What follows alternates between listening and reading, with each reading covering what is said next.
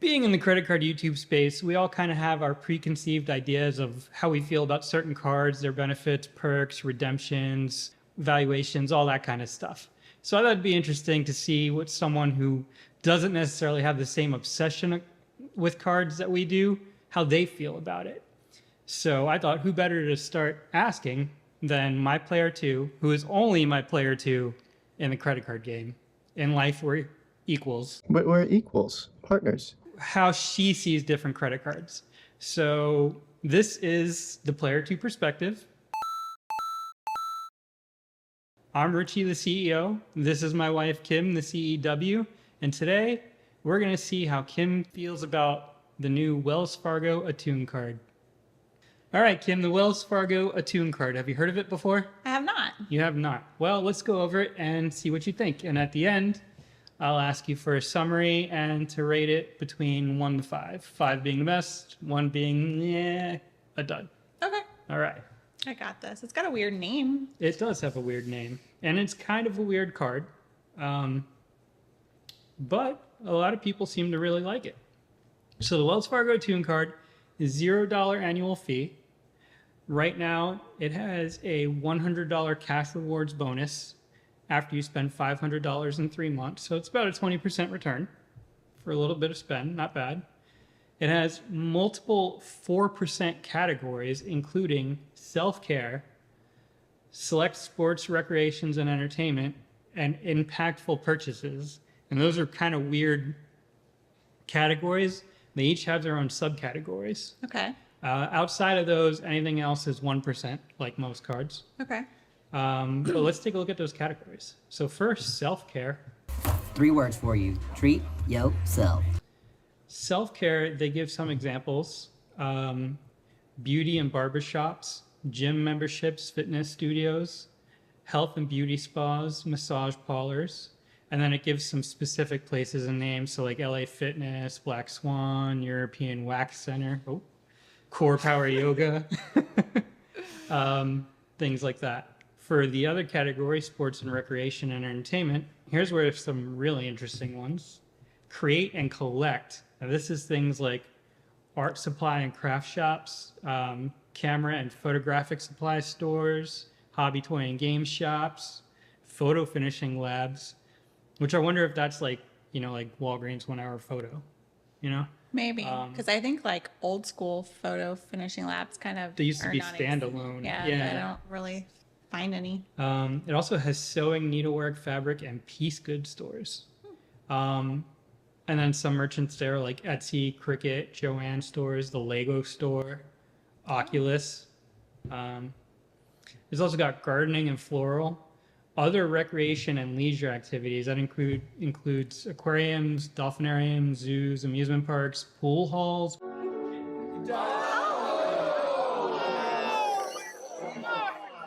bowling alleys, circuses, carnivals, dance halls, golf courses, recreation services not elsewhere classified.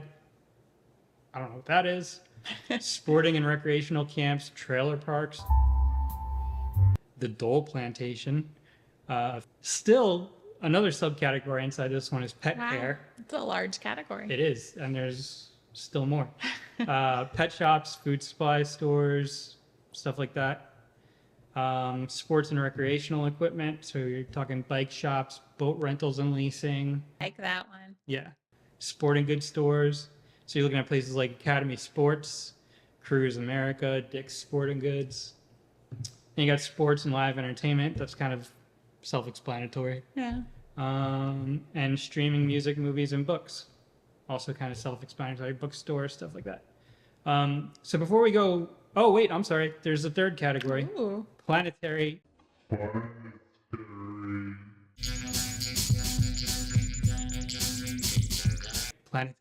Planet-friendly purchases. And that's stuff like antique shops and used merchandise. So probably like Goodwill, stuff like that. Taking the bus.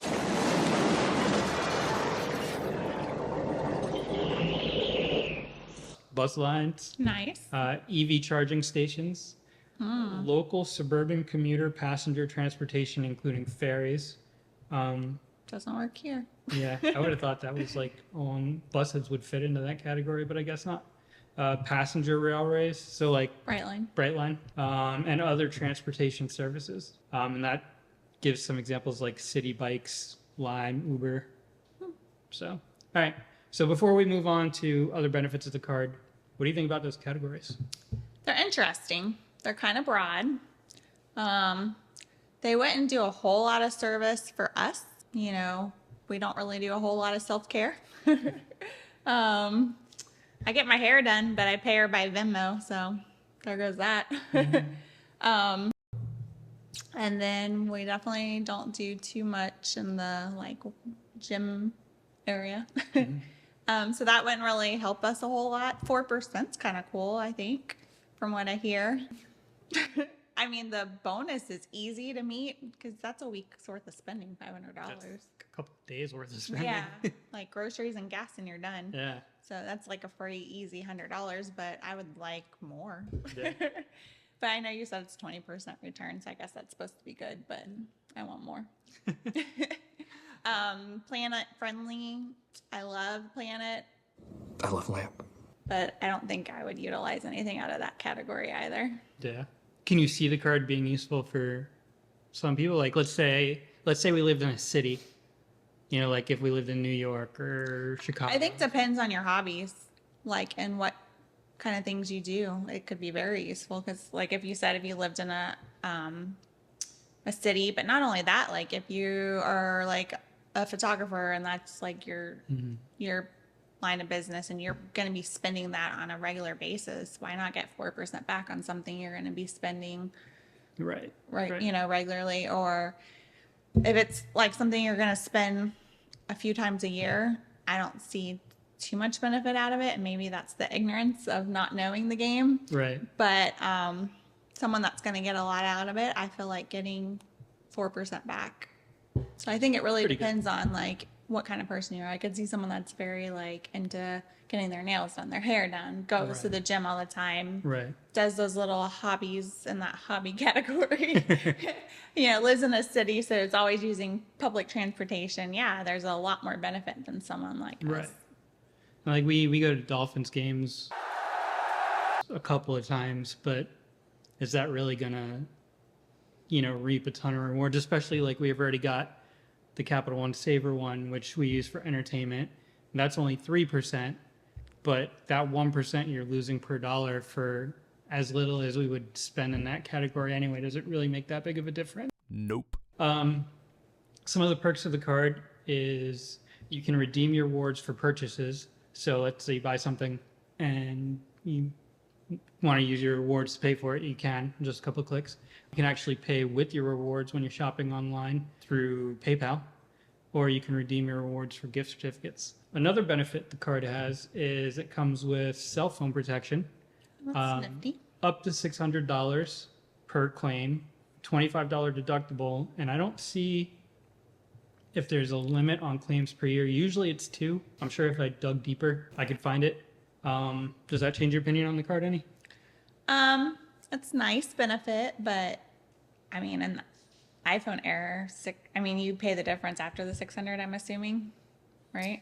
Yeah, or if you, like, I guess if you totally destroy the phone and they send you one of their refurb replacements, that's not going to cost you the full price anyway, so it might cover that. Gotcha. That said, we do have cards that go up to $800. Like we have the Capital One Venture X goes up to $800. We have the Amex Platinum goes up to $800. But both of those cards also come with significant annual fees. This is $0. Yeah, I think that's a good benefit then. Yeah. If you put it like that. Yeah. All right. So that's basically it. What do you think of the design, by the way, that kind of red into purple? I don't like it. Yeah, me either. Okay. So that's basically the gist of the card. On a scale of 1 to 5, what would you give it? Probably like right down the middle, 2.5. 2.5? Yeah. Okay. Mediocre. Mediocre? Is that the right word? Mediocre. Yeah, that's the right word. Right in the middle. What would you change about it to make it better? Oh gosh, that's a very hard question.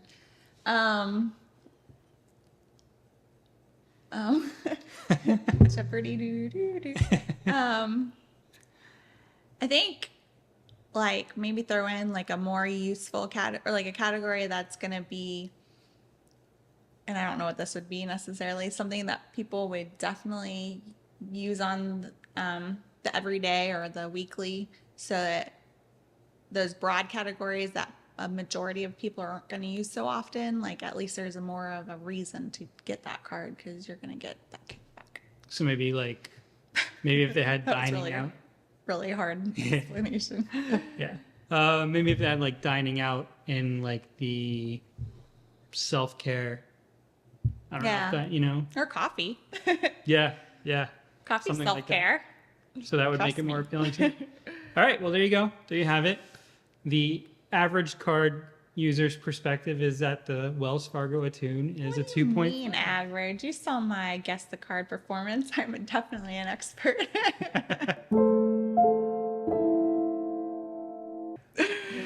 Blew the competition out of the water. Yes.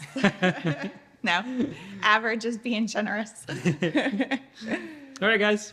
Well, that's it. Thank you very much for checking it out. Thank you again, Kim, my beautiful wife, the CEW, and come back again. Take care of yourselves. God bless.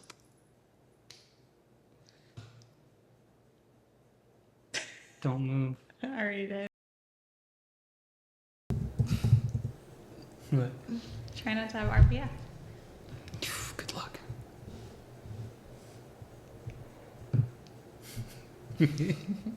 That wasn't RBF. That was just psycho.